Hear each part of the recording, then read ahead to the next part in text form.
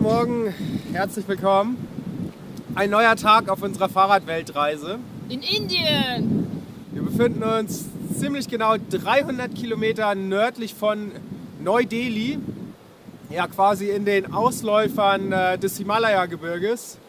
Wir sind hier schon eine Weile unterwegs im Himalaya. Wir waren quasi, wir kommen jetzt aus dem Spiti-Tal, was quasi richtig im Hochgebirge des Himalaya ist, also auf über 4000 Meter. Da sind wir vor einer Woche quasi losgefahren, wieder in diese Richtung. Wir konnten leider nicht die Richtung fahren, die wir wollten, weil wir vom Schneegestöber auf einmal überrascht wurden. Aber das ist eine andere Geschichte. Wir kamen vor einer Woche aus dem Hochgebirgen, wo Schnee und kalt war, und jetzt seit gestern ist hier wieder so grün und warm. Wir sind an dem Sutlej-Fluss, den ihr im Hintergrund vielleicht sehen könnt. Dem folgen wir jetzt schon eine ganze Weile. Also der entspringt kurz hinter der indischen Grenze in Tibet. Und wir waren quasi 10 Kilometer oder so von der Quelle entfernt. Und seitdem fahren wir an dem Fluss entlang. Unsere heutige Tour wird uns auch weiter an dem Fluss entlang führen. Ja, weiter flussabwärts, also leicht bergab. Ungefähr 30 Kilometer bis in die nächste größere Stadt Suni. Dort wollen wir Mittagspause machen, ein bisschen einkaufen. Und von da aus geht's zurück in die Berge. Eine Bergetappe steht dann an, Richtung Shimla. Das ist die nächste richtige Großstadt, sage ich mal, wo wir morgen ankommen wollen. Und da wird es dann nochmal 2000 Höhenmeter bergauf gehen. Und davon werden wir heute die Hälfte machen, hoffentlich, und morgen dann die andere Hälfte. Gucken, wie weit wir hinkommen. Genau. Ja, jetzt bauen wir schnell unser Zelt ab, dann frühstücken wir und dann geht's los. Viel Spaß!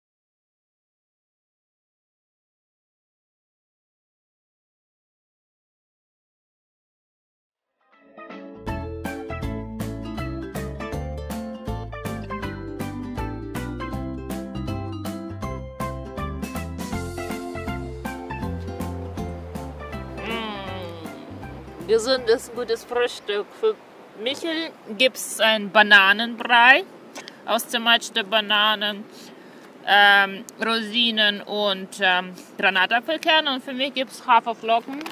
Brei wird gleich mit Wasser noch übergossen, und Bananen, Rosinen und Granatapfelkerne sind auch drin. Und ein Kaffee. Guten Appetit! Ups. Guten Appetit!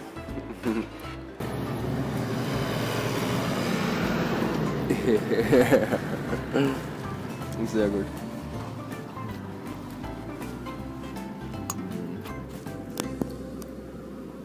Alles leer. Boah, das Frühstück war so lecker. Ich hatte die letzten Tage schon immer den Bananenbrei, weil die Bananen hier auch einfach so günstig und so lecker sind. Das ist hier Stückpreis. Eine Banane kostet 4 Rupien. Eine Banane kostet 4 Rupien. Okay, dann kosten 10 Bananen 40. Dann kosten 20 Bananen 80. 80 Rupien sind 1 Euro. Also ja, genau. 20 Bananen für 1 Euro.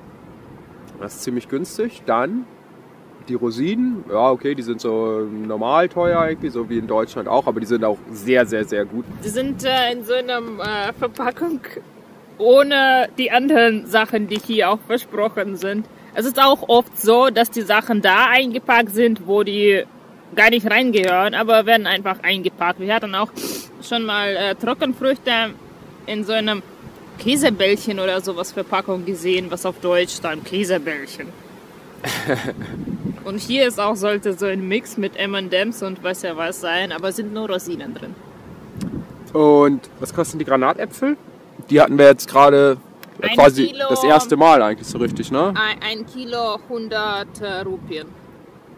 Also ein bisschen mehr als 1 Euro. Euro 20 oder sowas. Ja, super, richtig lecker.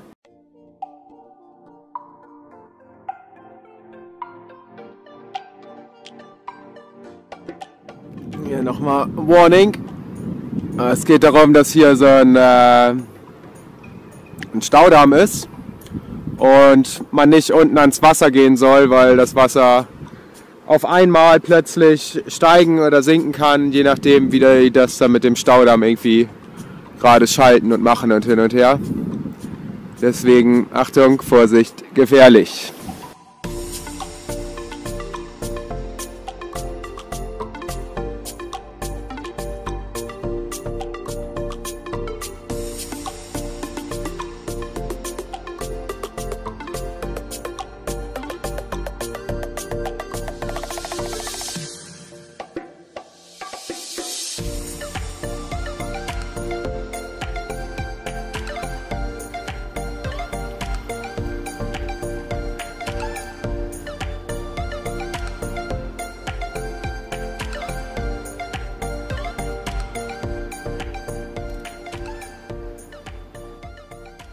Gut, los geht's. Die ersten Kilometer. Alles richtig, richtig schön grün. Halbwegs Dschungel hier. Noch ein ganz bisschen frisch heute Morgen. Aber da vorne wird gleich die Sonne scheinen. Und dann wird es nachher auf jeden Fall wieder über 30 Grad werden. Perfekt.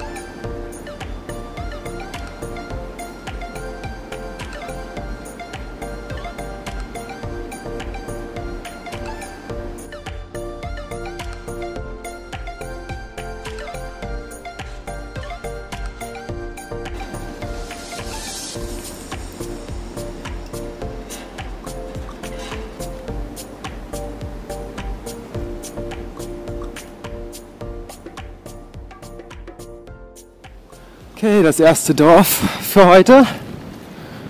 Gucken. Gibt es einen kleinen Laden?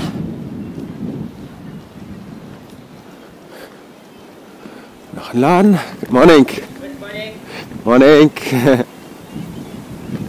Good morning. Good morning. Eine Kuh gibt's auch. Ein fetter Mangobaum. Leider keine Mangos mehr dran. Die Saison ist vorbei.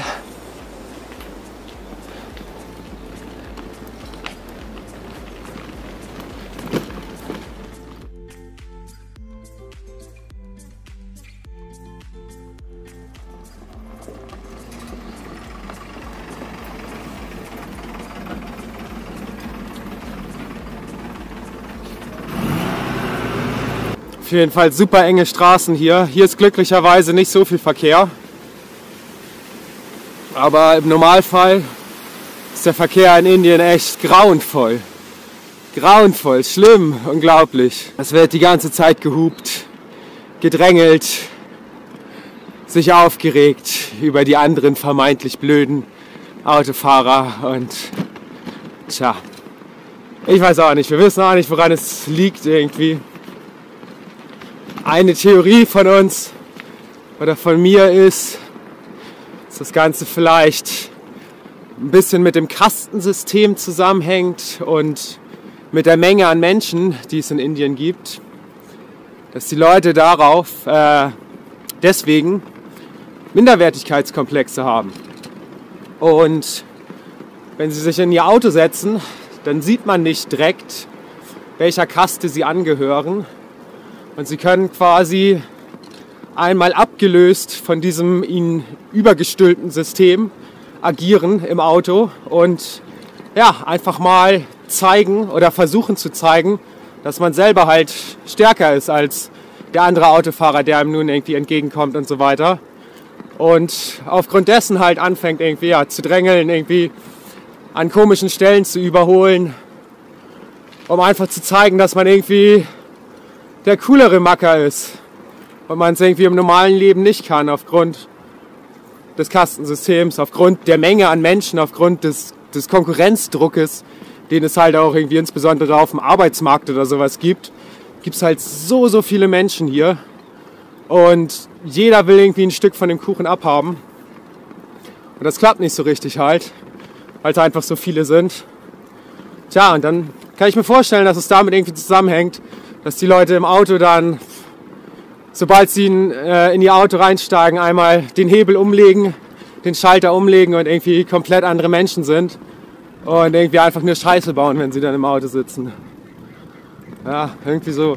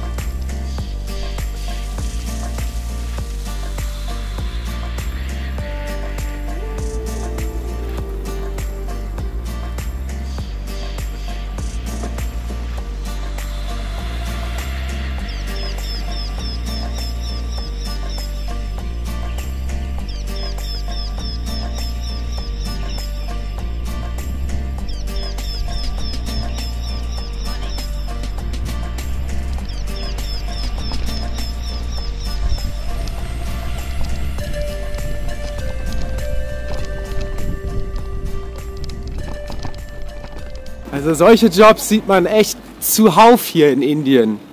So Jobs, die es irgendwie ja, in Deutschland auf jeden Fall einfach nicht geben würde. Sowas wie das hier jetzt, dass die hier irgendwo in der Walla Pampa stehen und am Straßenrand Unkraut jäten. Sowas gibt's. Dann gibt's, dass sie irgendwo auch so eine Straße hier zum Beispiel, dass da auf einmal eine Kolonne von 10 Leuten mit Besen ausgestattet ist und die Straße einfach fegt. Die Straße von den kleinen Steinchen befreit und fegt. Sowas haben wir schon oft gesehen. Was wir auch total oft sehen, dass Leute am Straßenrand sitzen und Steine zerkloppen. Das heißt, aus großen Steinen kleine Steine machen, die dann irgendwie für den Straßenbau oder sowas gebraucht werden. Die sitzen da ihr ganzes Leben lang am Straßenrand und machen aus großen Steinen kleine Steine mit einem kleinen verdammten Hammer. Das ist so unglaublich, wenn man das sieht, und dann sind da die kleinen Kinder mit dabei. Und hier vorne ist jetzt auf jeden Fall jemand, der die Straße fegt. Good morning. Das ist auch echt super. Good morning, Sir. Ne? Mitten im Nirgendwo hier. Der fegt hier die Straße. Tja, wie man sieht, nicht mal besonders gut. Echt unglaublich. Also, ja, das ist auch das, was ich vorhin meinte mit dem Konkurrenzdruck. Jeder will irgendwie ein Stück von dem Kuchen abhaben. Und sobald einer irgendwie sagt, ja, ich will hier jetzt nicht die Straße fegen für ein paar Rupien pro Tag, dann steht sofort der Nächste in der Schlange, der es für ein paar Rupien am Tag macht. Das ist halt auch das Krasse, weil es hier halt so viele Menschen gibt. Also, ja, ich glaube, 1 Milliarde hat Indien schon geknackt. Ich glaube, China ist bei 1,3 Milliarden oder so. Und die Inder selber sagen auf jeden Fall auch, in ein paar Jahren wird Indien China überholt haben.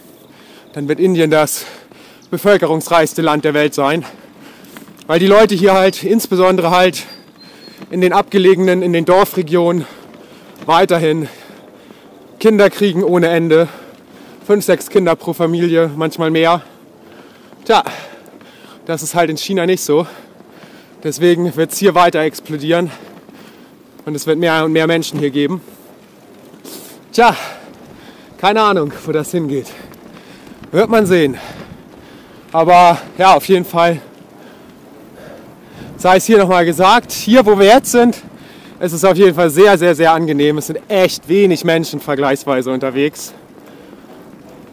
Also so schöne Natur und so weiter, wie man es hier hat, das kriegt man nur hier im Norden von Indien, definitiv. Ansonsten, es sind so viele Menschen unterwegs und überall sind Häuser und Dörfer und Felder und weiß der Geier was, Straßen, Wege. Das Land ist so dermaßen krass bevölkert, das ist echt unglaublich. Aber ist nicht negativ gemeint, also die Leute bisher sind alle super. Also es gibt natürlich eine ganz eigene Mentalität hier in Indien. Also Privatsphäre gibt es hier halt echt gar nicht. Bedeutet, wenn du irgendwo durch ein Dorf fährst oder so weiter, wo ein paar mehr Menschen sind, das ist sofort stehen 10, 20, 30 Leute um dich herum und begaffen dich einfach, fassen dich an, gucken, was du so treibst und checken das überhaupt gar nicht, dass du vielleicht ein bisschen Privatsphäre haben möchtest. Auch wenn du abends dein Zelt aufstellst. Hier geht das alles. Weil hier nicht so viele Menschen unterwegs sind. Aber in Gegenden, wo mehr Menschen unterwegs sind, da stehen dann auf einmal auch 10 Leute um deinen Zeltplatz herum und gucken dir einfach zu, was du machst, ohne ein Wort zu sagen. Das ist schon ziemlich interessant. Also es ist eine ganz andere Mentalität hier. Aber bis jetzt haben wir mit den Menschen hier echt nichts Negatives erlebt.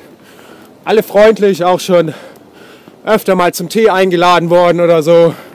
Nette Gespräche geführt. Auf jeden Fall sehr, sehr freundlich, aber anders.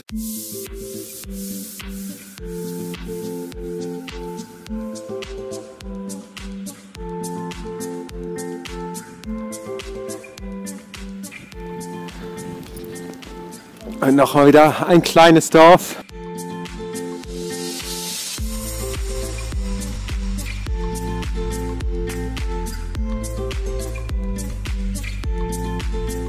Da vorne wird Mais getrocknet.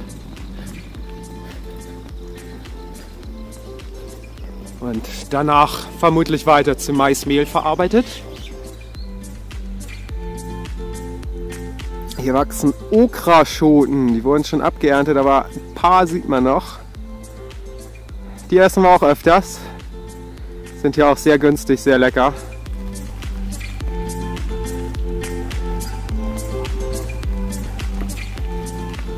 Noch mehr Mais.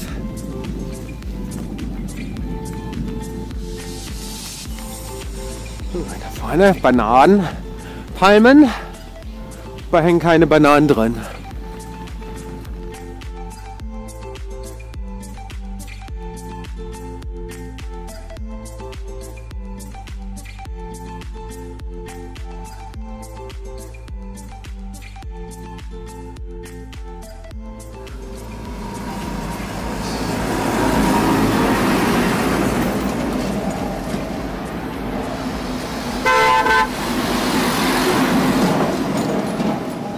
Die ganzen Trucks und LKW, die sind alle so geil bemalt. Das ist echt abgefahren. Das ist ja ein richtiges Kunsthandwerk hier in Indien, würde ich sagen. Da sind unterschiedlichste Bilder und Sprüche und weiß der Geier was drauf. Und ganz hinten steht auf jeden Fall immer Please Horn. Horn please. Oder irgendwie so ein Scheiß. Das steht auf jedem Truck hinten drauf. Egal was ist, erstmal hupen. Auch wenn man auf gerader Strecke fährt, überhaupt nichts los ist, erstmal ein bisschen rumhupen. Und hier geht's halt, wie gesagt, weil hier sind wenig Menschen, wenig Verkehr, alles cool. Aber wenn man auf einer richtig großen Straße unterwegs ist, was wir auch schon waren, das ist ein Hupkonzert, was nicht aufhört. Also irgendjemand ist immer am Hupen. Aber was man nicht ändern kann, oder wenn man irgendwas nicht ändern kann, muss man sich halt anpassen. Und dafür haben wir unsere gute Air Sound Hupe. Link ist in der Beschreibung. Ich fülle gerade den Drucklufttank mit der Luftpumpe auf. Hier ist quasi ein Ventil. Da setzt man die Luftpumpe rauf und pumpt ordentlich. Dann haut man hier auf diesen Behälter so ungefähr 5 Bar rauf oder ein bisschen weniger. Und dann... Boah, geil, das halt hier richtig. Blowhorn, das kann ich euch versprechen. Also benutze deine Hupe. Und diese Schilder und Zeichen gibt es echt oft. Insbesondere halt vor solchen Kurven hier. Ja, weil man dann quasi vor der Kurve hupen soll. So wie Olga, sehr brav, sehr gut. Und damit das Auto dahinter dann weiß, dass man da ist. Das ist ja meistens vielleicht gar nicht verkehrt. Aber es wird halt, wie gesagt, echt zu oft gemacht. Und es wird gehupt, wo man nur kann und wie man nur kann. Tja, gehört halt zu der Mentalität von Indien.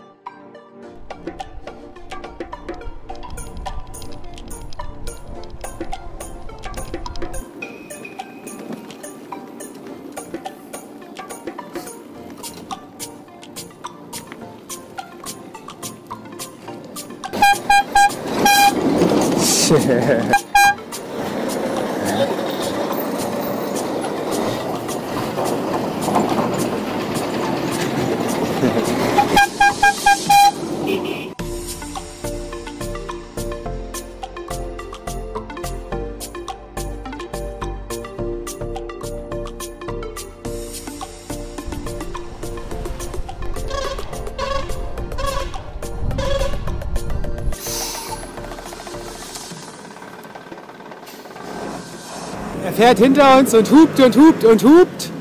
Und dann fahren wir an die Seite ran. Und dann stellt er selber fest, dass es gar nichts bringt, wenn wir an dem Ort zur Seite fahren, weil es zu schmal ist. Und jetzt hupt er wieder. Obwohl hier ist halt der Platz und wir fahren natürlich auch zur Seite. Und zum Schluss hupt er nochmal. Tja, man kann halt nur... Man kann nur mitspielen, also man kann das Spiel nicht verstehen, man kann nur irgendwie mitspielen.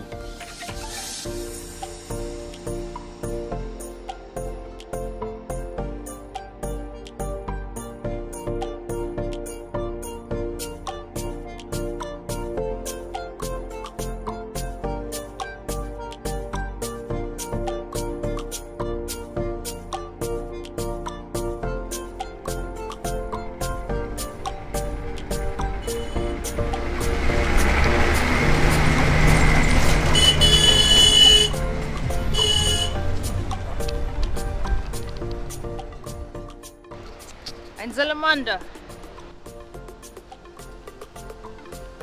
Und da war sie weg.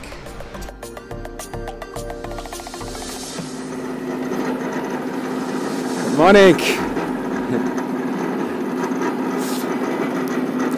Das haben wir hier jetzt schon öfter gesehen in Indien. Das ist jetzt ein Seil, was hier rüber gespannt ist. Stahlseil. Und da unten hängt jetzt ein Korb mit ganz vielen Steinen dran. Tja, und das Ganze ist halt ja, dafür da, um unterschiedliche Sachen über den Fluss zu bekommen. Angetrieben wird das hier von einem kleinen Dieselmotor oder sowas. Die Steine werden rübergebracht und auf der anderen Seite werden Häuser gebaut. Das haben wir schon ganz, ganz oft gesehen. Ah, yes, sure.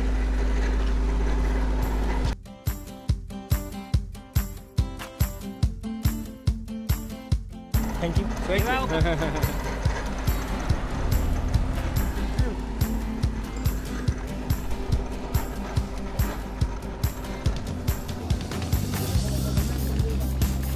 Good morning.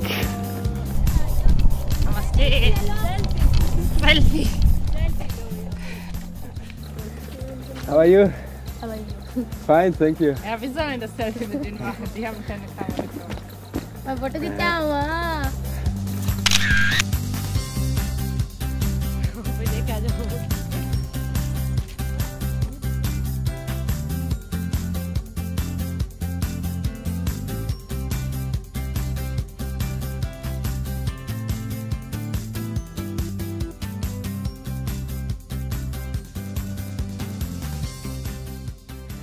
Wir sind schon ein bisschen länger in Indien und ich muss sagen, auf jeden Fall für Indien braucht man Zeit. Man kann nicht innerhalb 2 Wochen durch Indien durchreisen, das wird zu viel. Man bekommt zu viele Eindrücke, zu viele unterschiedliche Städte, zu viele unterschiedliche Menschen, zu viele unterschiedliche Traditionen, Religionen, Essen. Das ist richtig unglaublich. Man reist durch das ein Land und es kann sich von Dorf zu Dorf auf einmal die Küche unterscheiden, die Sprache unterscheiden, die Religion. Es ist echt spannend. Mir gefällt es auf jeden Fall sehr gut. Hier gefällt mir noch besser so im Norden, weil es hier so ein bisschen ruhiger ist. Da unten im Süden, wo mehr Leute, mehr Gewusel und sowas ist, das ist natürlich anders. Aber mich spricht das mehr so diese Natur an. Und es ist auch unglaublich, wie unterschiedlich die Natur hier ist.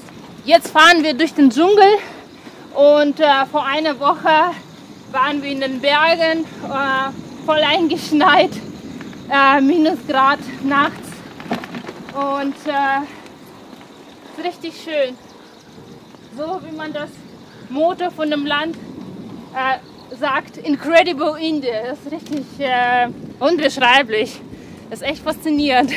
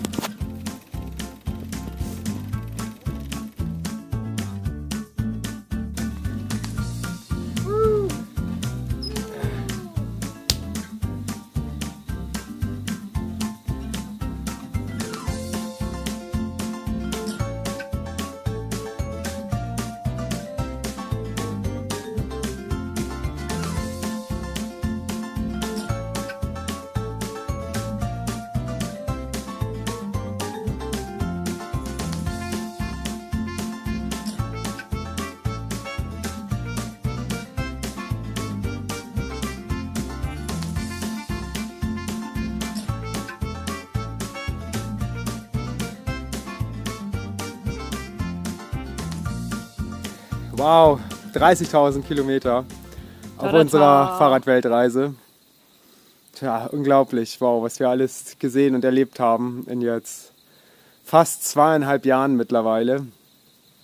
Wer hat gedacht, dass wir so weit kommen? Ja, allerdings jetzt ja mitten in Indien, im Himalaya, das 33. Land, glaube ich. Oder? Ja, ne? Ja. 33. 30.000 Kilometer. Alles mit dem Fahrrad, mit diesen Beinen. Auf jeden.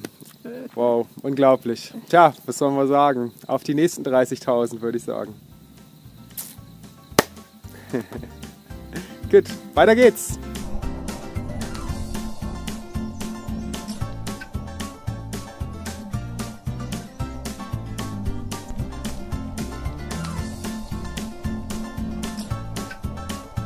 Meine ganzen Bussen. Alle in Deckung. Alle in Deckung.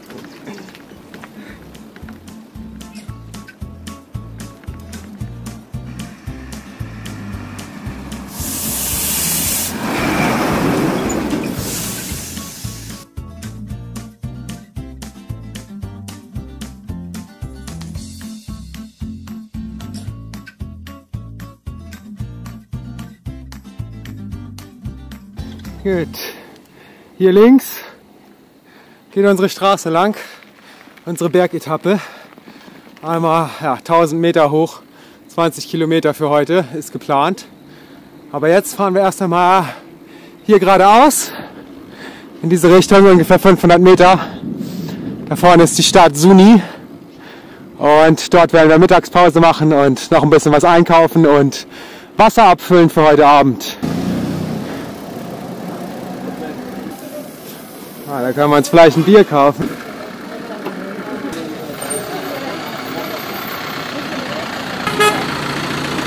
Sehr gut.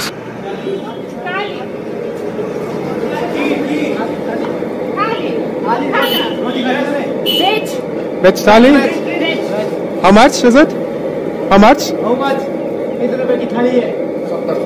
70 rupees. Okay, perfect. Welcome. Thank you. Gut, also hier haben wir eine kleine Garküche gefunden. Hier gibt es jetzt ein Veg Thali. Das ist so das Standard-Mittagessen hier in ganz Indien, würde ich mal sagen. Zeigen wir gleich genau was. Es ist auf jeden Fall Reis mit dem Dal, mit dem Curry. Es kostet jetzt 70 Rupien. Wollen wir rein? Ja.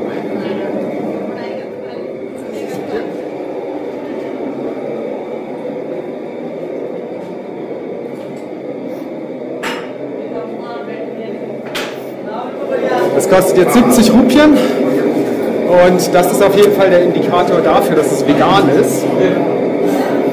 Thank you.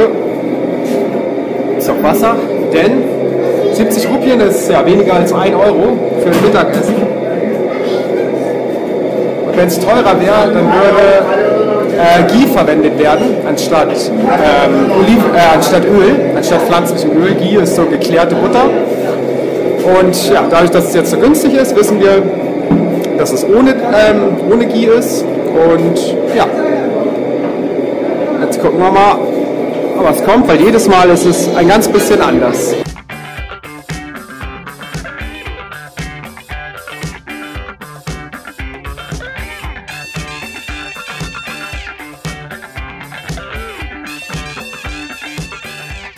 Hier haben wir jetzt das Rajma, das ist so ein Bohneneintopf, Reis. Das hier ist ein Chana Masala, das ist ein Kichererbsen-Curry. Dazu Zwiebeln. Und jetzt gibt es gleich noch Brote.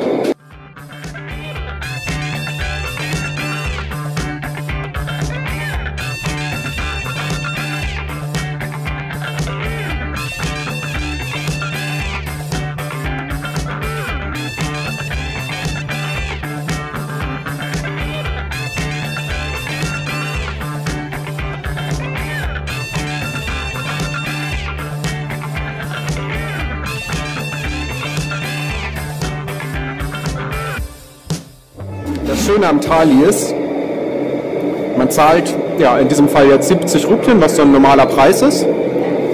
Und man kriegt so lange Nachschläge, bis man satt ist.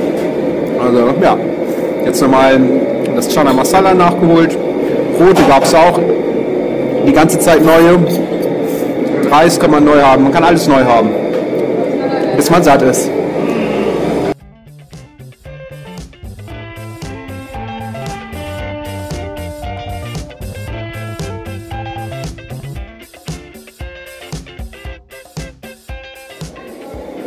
Thank you very much. Goodbye.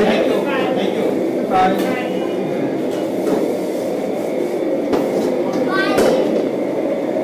Thank you.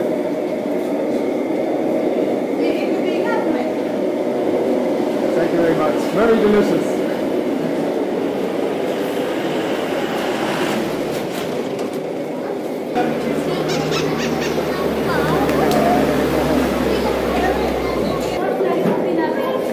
Ja, Bananen. Oh ja, der hat ein paar Sachen. Hallo. Namaste.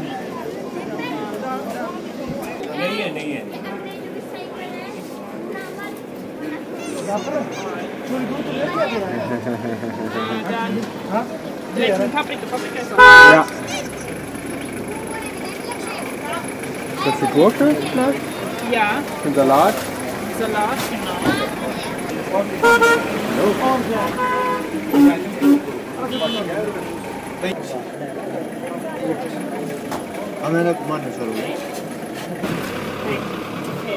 Ich habe gar keine 90. Was hast du? 10.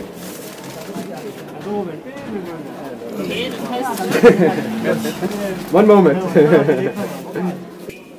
You're from here or a different region of India? No, I am actually Indian, but I've been like 5 years in America.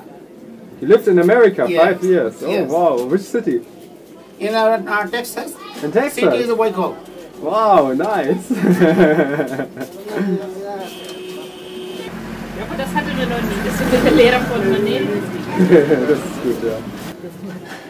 Thank you very much. Thank you very much. Goodbye. Bye bye. Sehr gut. Zwei gut gefüllte Tüten.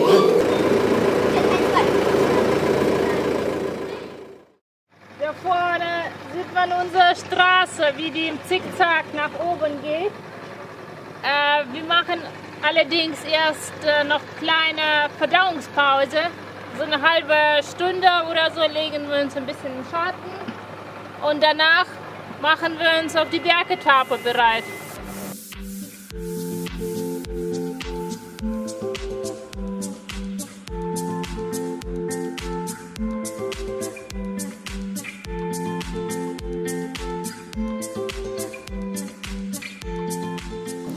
Mal Instagram auschecken.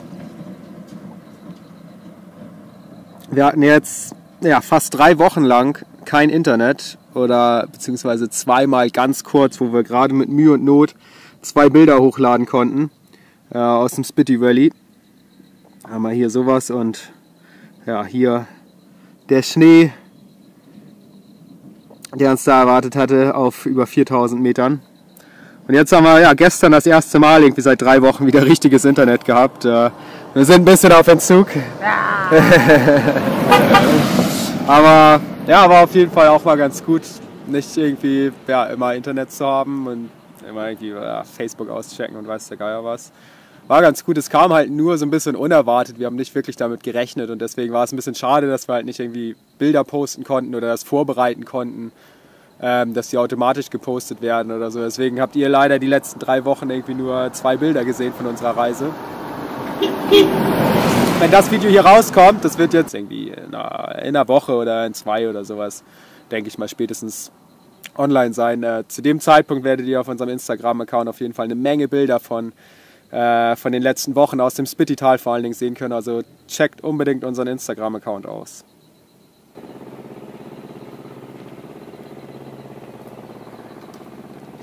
Gut, weiter geht's.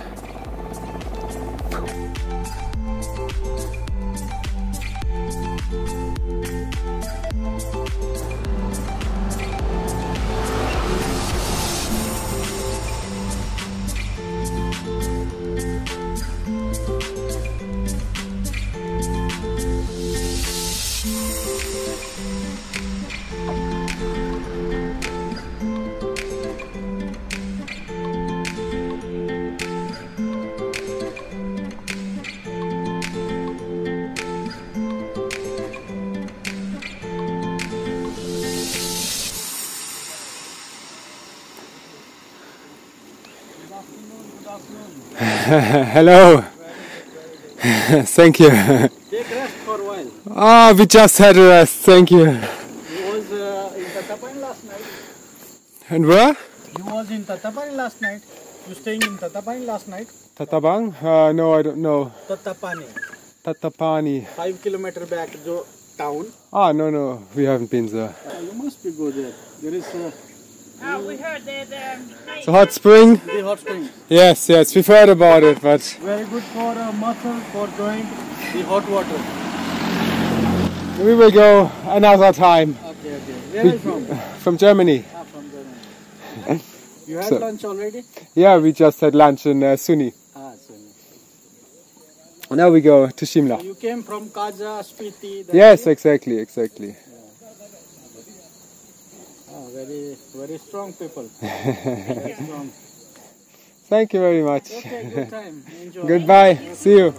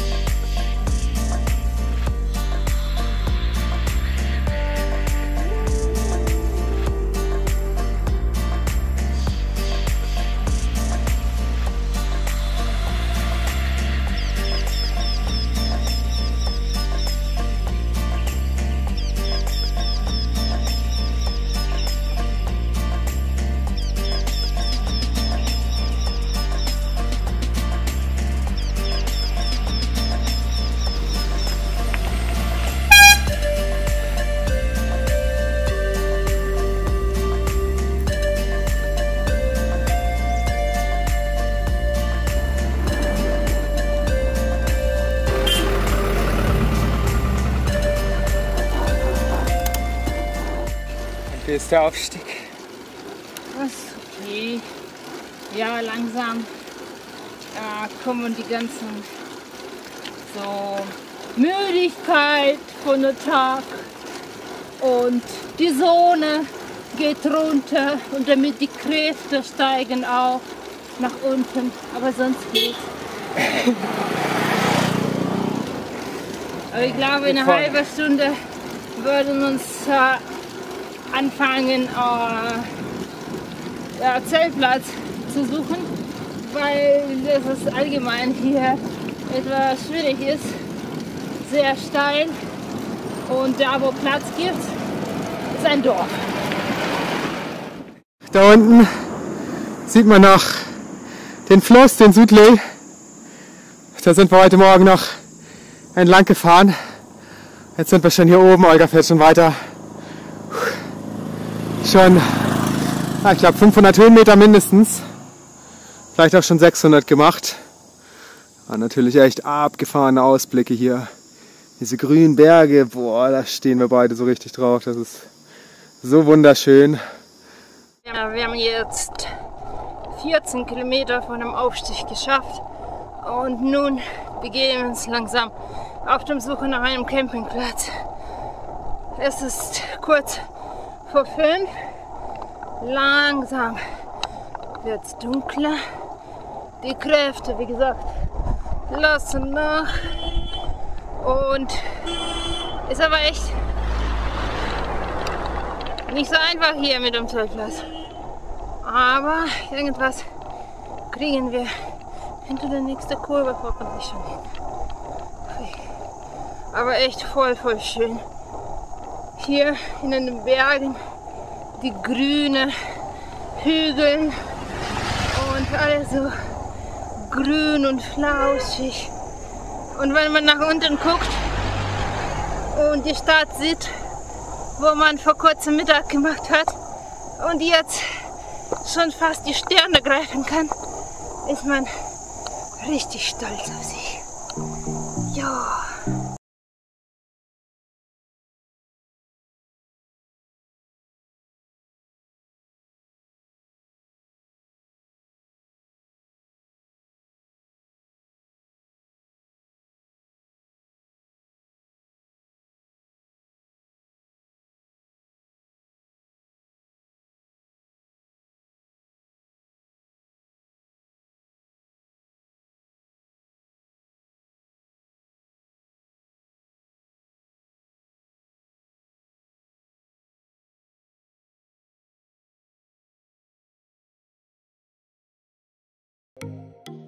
So, wir haben uns dazu entschlossen, dass wir uns diesen Ausblick hier nicht entgehen lassen wollen, weil wir hier unten unser Zelt aufstellen. Das ist hier so eine Schutzwand, so eine Anti-Landrutsch-Schutzwand. Da ist auch ein Entwässerungskanal da unten, der quasi in der Mitte dann rausspritzt, wenn das regnen sollte. Von da aus halt. So, aber das hier rechts sieht ziemlich gut aus. Da ist auch genügend Platz. Das ist auf jeden Fall auch gut abgesichert, denke ich. Da unten sind auch die ganzen Büsche. Da ist landrutschmäßig, glaube ich. Kann da nicht wirklich viel passieren. Selbst wenn es regnen sollte, was glaube ich auch nicht passieren wird, weil strahlend blauer Himmel ist. Ja, deswegen würde ich sagen, das ist ein ganz guter Platz. Jetzt müssen wir halt mit dem Seil irgendwie unser ganzes Zeug runterlassen. Aber das kriegen wir irgendwie hin.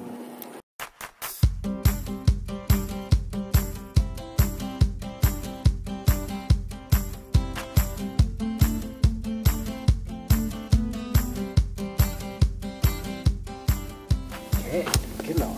Ah ja. Ich bin die Frau von dem Ingenieur. Definitiv.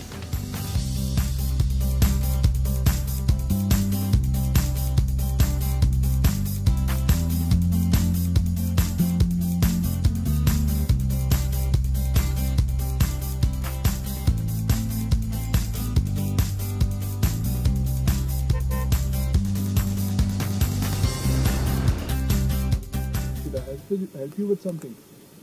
Yes, maybe. I just figured out what you were trying to do. Yeah, we want to put the bikes down. We want to camp here. So, Good choice. Yes. Good choice, good view, definitely. And tomorrow I think sunrise will be somewhere there. Sun will going up there. Sun will go up from there. There? Yeah, behind this mountain. Ah, okay. Oh, nevertheless. It's not there, but it's still beautiful. Yeah, So, definitely. What's Yeah, the weight of this bike? it's not too heavy. It's not too heavy. Yes. So we So- can. I think you should also go down. Yes, Then and we can I'll help put you with this that. forward to you. Yes, that's a good idea. That's a good Yeah. idea. Wait. Okay, so we don't need scratches on the bike. Just Yes. keep it. Wait. Check. Let me hold it. Sure. Yeah. Should I help you with it? Not need. Perfect. Okay. Fine. Holding it. Careful. Yes, perfect. Thank you. Great. Tomorrow morning we have to find all. Be careful. Yes, This is heavier than that. have. Yes. Done? Great. Thank you very much. Super. Thank you. Yeah, that's true. Yeah, thank you. Thank you very much.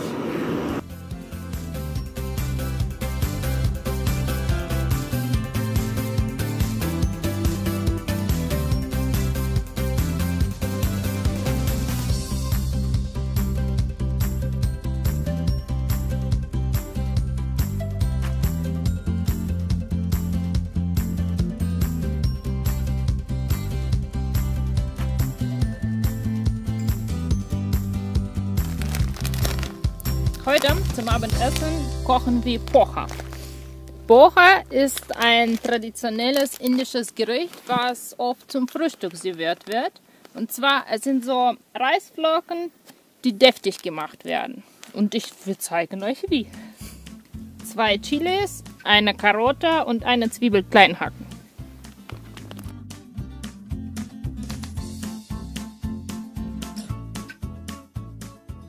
Dann in der Zwischenzeit eine gute Handvoll Erdnüsse anrösten. Traditionell gehört da Kartoffeln rein. Wir nehmen jetzt keine Kartoffeln und wir variieren ein bisschen. Man kann alles eigentlich reintun. Wir tun noch eine Paprika, Okraschoten, Tomaten und Aubergine.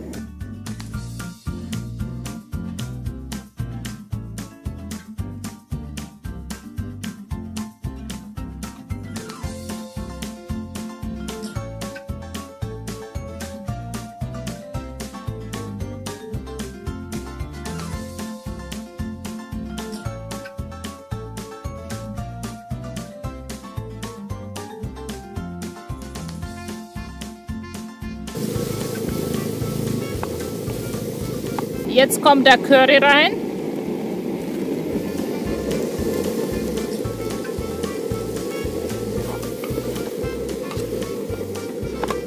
Jetzt kommen die Reisflocken rein. Das Beste bei den Reisflocken, das geht super schnell. Und das haben wir oft gemacht, als wir in den Bergen waren. Weil auf der Höhe kriegst du die Sachen nicht so schnell gekocht. Und das geht. Wasser.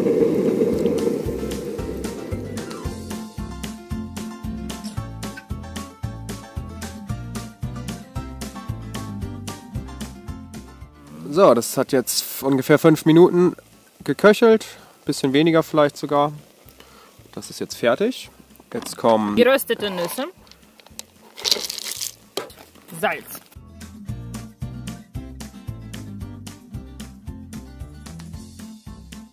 Limettensaft drauf. Gürkchen. Und noch eine Limette zum Servieren. sehr gut. Guten Appetit. Uns gleich. Ja, das Essen ist fertig. Das werden wir jetzt gleich verputzen. Ihr habt gesehen, wie wir es zubereitet haben. Danach werden wir uns wie üblich ins Zelt legen, noch ein bisschen lesen wahrscheinlich, genau. Ausruhen. Der Tag war schon ein bisschen anstrengend. Ja, wir sind echt gut hochgekommen. Also ja, wir haben fast 1000 Höhenmeter geschafft, glaube ich. Sind insgesamt 45 Kilometer gefahren. Ja, ist nicht so viel, aber genau, mit den Höhenmetern halt zusammen. Und ja, es hat uns auch irgendwie keiner unter Druck gestellt oder so, dass wir irgendwie heute unbedingt viel fahren müssen. Morgen wollen wir in Shimla ankommen. Das sind dann nochmal jetzt knapp 1000 Höhenmeter und 30 Kilometer oder so. Das werden wir ganz gemütlich schaffen. Und ja, war ein toller Tag. Also ein sehr üblicher Tag, würde ich sagen. Der ganz normale Tag auf unserer Reise, würde ich auch sagen. Mit der Ausnahme, dass wir heute 30.000 Kilometer gefahren sind. Stimmt. Was ja einfach genial ist. Unglaublich. Diese Herausforderung oder ja, Der Zahl hört sich auch ziemlich abgefahren an. dass wir muss das man geschafft sagen. haben. Ja, es ist ziemlich toll. Und auch sonst war der Tag schön. Wir haben echt lecker zu Mittag gegessen. Das Thali war besonders gut heute, war echt super. Mit so leckeren Kichererbsen, das war echt sehr gut.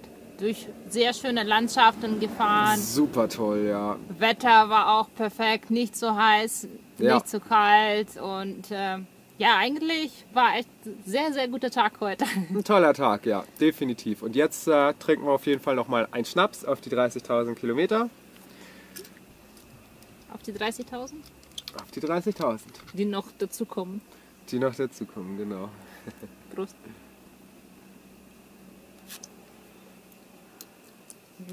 Prost, auf die 30.000.